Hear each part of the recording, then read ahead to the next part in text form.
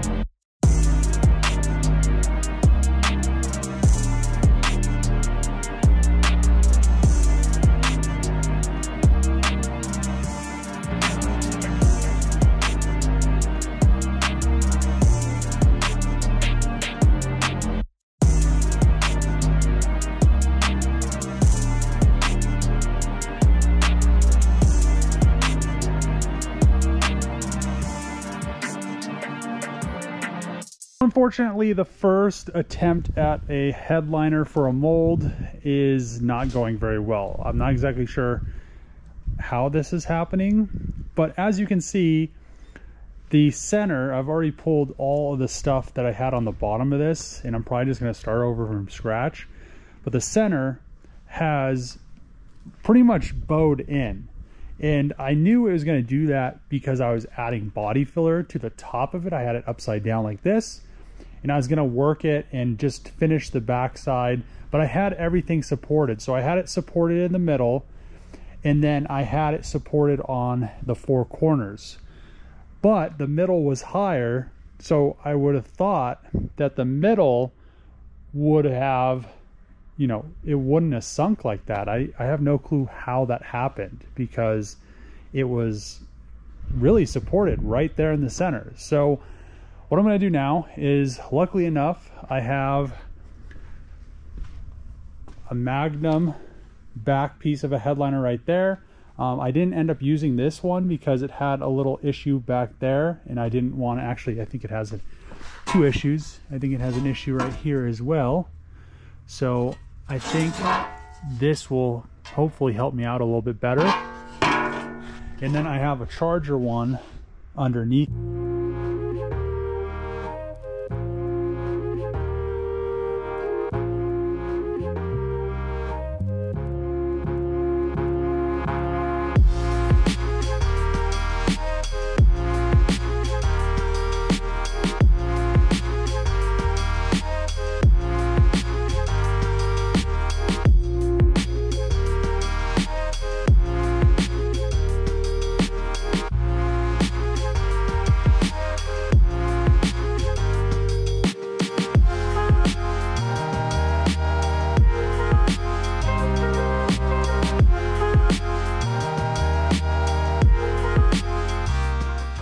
So now I have the two pieces of headliner in the Hellcat Magnum, and what I'm going to use is this Evercoat 6045 panel bond. It has a work time of 45 to 50 minutes, cures in 24 hours. So before, on the last headliner, I tried using some fabric glue because it's like a fiber board. It didn't seem like it worked very well. So I know panel bond will bond pretty much anything together. If you put two things together and they're pretty much touching, it will be glued together. And this is going to be a lot lighter than using a bunch of fiberglass and carbon fiber and a bunch of resin and then trying to do that with the headliner in the car. This should be a lot easier, a lot cleaner. And I really love this stuff. I use it on a bunch of different parts of the car. They have seam sealer, they have this panel bond, they have a bunch of different versions. I would recommend getting a version that's a little bit longer work time, like 45 to 50 minutes. I'm using this Rage Ultra. They also have their Body Shop line. I'm just using this because I didn't want to use the really expensive Rage Body Shop on a headliner. So I went to the paint store and got a couple gallons. Actually, I'm probably on like 6 gallons of this because the first headliner was a disaster. So let's it's sitting out there, and yeah, it sagged. So hopefully we don't have the same issue.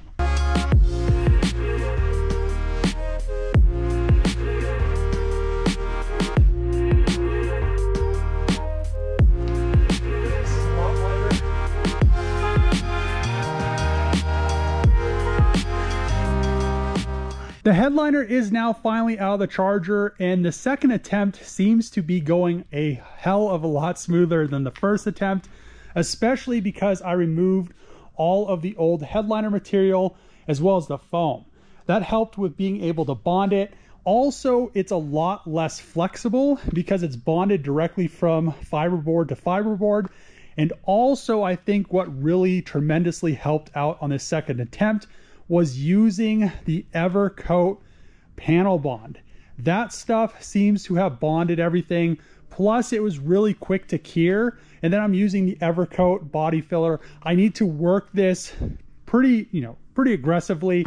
Right here, this whole area is, this has changed because I had to make my own window frame, and it doesn't match up with the Magnum trim. So this piece of trim is going to have to be modified. And I think the lower piece from the charger is also going to have to be modified as well. But what I'm going to do is I'm just going to kind of continue this coming down this way until it kind of blends into this part of the headliner. Same thing on this side, but I think it's going to look really nice, and the transition is going to be really nice as well. And then this door handle is just going to kind of fade into it, or not door handle, but the grab handle. And then all this is going to be blended in down here. I really wish I could maybe blend this a little bit better, or not blend it, but kind of move this piece down more. I might flip this over, maybe not, I'm not 100% sure. And then that'll give me a little bit more headroom right here. I sat in there with the back seat and my head clears. So I don't think there'll be any issues. That's actually a Challenger one. The Charger one is a little bit higher, but it does clear. My head clears. I'm 6'8", so I don't think anybody else is going to have any issues. And then in the front, I'm not going to have any issues driving the car. So let's start working this. I want to actually support everything off of the table so I don't have any issues like I did with the last headliner. But on this version, I'm not going to be adding a bunch of body filler to it. I'm going to add some, but for the most part, it's going to be light. Before anybody comments, I had a lot of people on TikTok. This is going to be remade out of fiberglass. So it's going to be one piece, one fiberglass piece, should be relatively light. And then it's going to be wrapped in Alcantara. I'm really glad that I felt this. I'm not going to really add too much body filler in this area right here, just on the edges, but I felt it and I was like, man, it has this weird bump. So I'm going to have to support this so it's nice and kind of like, I don't know, like kind of like a dome in the center instead of flat. You can see the table flattens it out.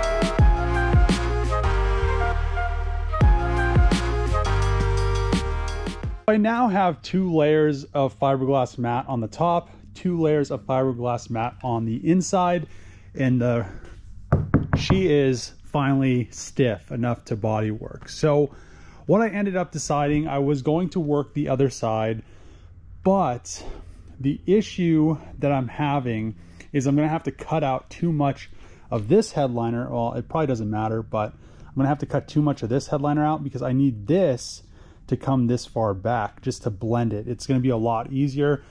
Plus, as I added the fiberglass mat to this top side first, it kind of, you know, right here on both sides where it was keying, it actually kind of drooped a little bit. So what I'm going to do, and that's why I added fiberglass mat and resin to the bottom side, because what I'm going to do is work this side. So then we have some support on the bottom.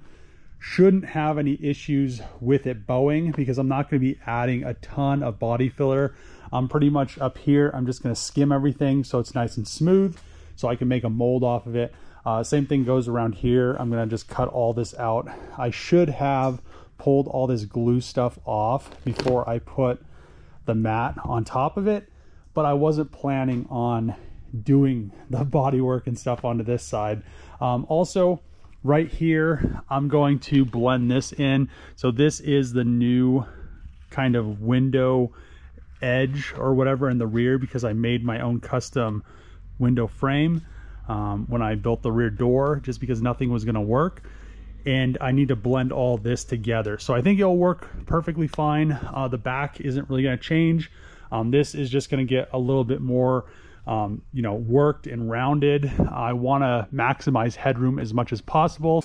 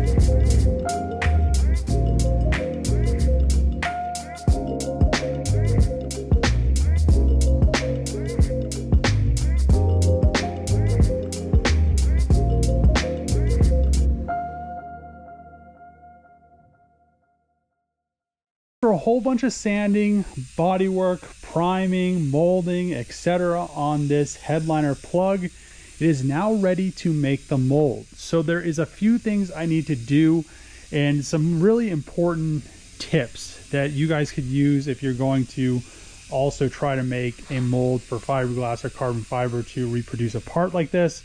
Is all of these holes right here, you want to plug those with a modeling clay or plasticine, anything similar to that, because the epoxy, the gel coat, won't stick to it. But when you do it, when you plug this from the back, you're going to want to make it so you can still see this relief. So when you go to pull your new part out, you'll know where everything needs to be cut.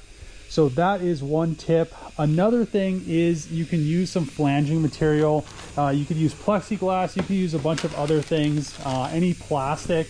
Most likely if it's new plastic that's not sanded, the gel coat or the fiberglass isn't going to stick to the material. You're also, I'm also gonna put a mold release on this so nothing sticks. I'm gonna use a PVA, which is a alcohol-based plastic. So it's like plastic dissolved in alcohol. And when you wipe it on, it leaves a little tiny layer of plastic. I'll pretty much be doing that on everything. But what I'm gonna do, so I'm not using, 20 pounds of clay, is I'm going to cut this flange material to mate up to this.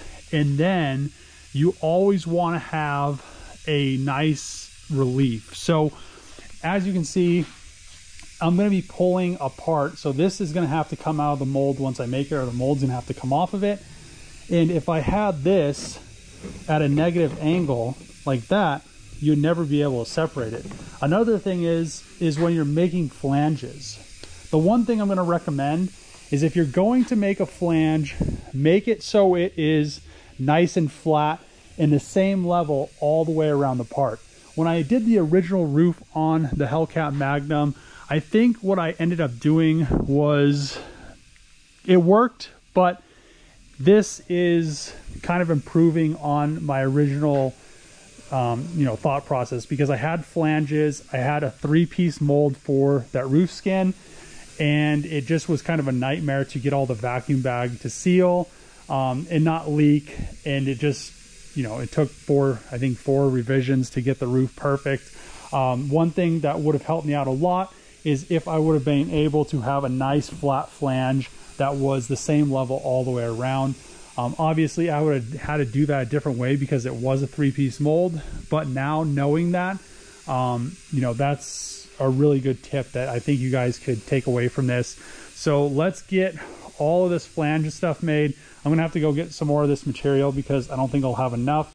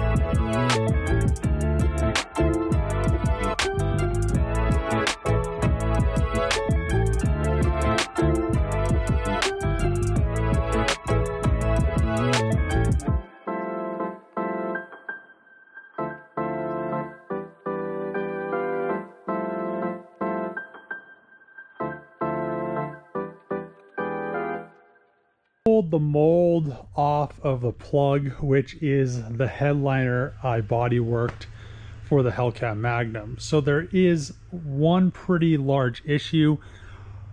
The mold process for some reason wasn't going very well, and I was like, got 2 layers of fabric on there, and I was like, this is probably not going to work. I'm going to order some more material and I'll just pull the mold or this, you know, whatever it is off of this plug and then just start from scratch. Well, when I pulled the mold off, it broke this off. It actually lifted everything up, which wasn't really good. Most of this is still pretty good, but I do have somewhat of a usable mold. I can't vacuum bag a part off of it, which is really what I was wanting to do, but I could wet lay up a part and have a headliner board. So I really wanted to just do a vacuum bagged piece of, you know, 3 layers of carbon. It would have been really nice. I was still covered in Alcantara. I really want the headliner to be covered, but just because I don't want to squeak and do a bunch of crazy stuff because there's plastic on carbon fiber, it's never a good situation.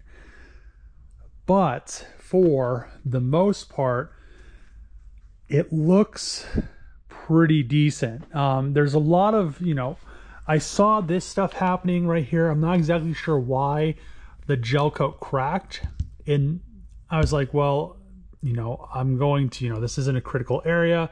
I put more gel coat on it. It looks like it, you know, I pulled some pieces off. For some reason, it ended up being really thin here, even though I used 2 gallons of gel coat. I'm guessing the wax that I used maybe had something to do with that. Maybe it reacted with the board, and this was only in the area where the board was. But for the rest of the mold, it came out usable to do a wet layup. So I'm gonna have to fix some weird stuff that happened here too. I'm not exactly sure how this happened, because this right here was this wasn't even there, and there's no markings on the plug that look like this. So I'm gonna have to fix this. Gel coat is very difficult to sand down. Down here, everything looks to be fixable and usable. So the plan is I'm going to have to pretty much body work this, not super crazy in these areas, but wherever there is voids, I'm gonna have to fix this. I might actually order another couple gallons of gel coat. I need it anyway, and fix all these issues, do a wet layup, and then have a usable headliner board. I mean, everything down here, you know, there are some cracks that I'm gonna have to fill in and, you know, address, but unfortunately, you know, mold making doesn't always work. You know, it worked, but at the same time, there's all these weird finicky issues, which I've never used this orange tooling gel coat. Usually I use the more expensive carbon fiber stuff because I make a lot of carbon fiber high temp molds, and this stuff works very well. I'm not exactly sure why it cracked in those areas, or cracked in certain areas here and there. You know, there's a crack here I'm gonna have to fix, here I'm gonna have to fix. You know, this is probably the worst mold I ever have made, and you know, I like to show my mistakes and stuff like that, but you know, at this point I have to use it because the plug is kind of destroyed and there's not really a way to fix that wing. I could, I guess, try to glue it back on and fiberglass it and then try to body work it back in, but then I have to try to test fit in the car. So I think moving forward, let's fix this really quick. When I say really quick, it's probably going to take maybe 2 or 3 days to fix. So we'll see, but it doesn't look like there's a lot, but I need to clean it up, address the issues. I may even cut and trim most of this stuff out of here so it's out of the way, and then go from there.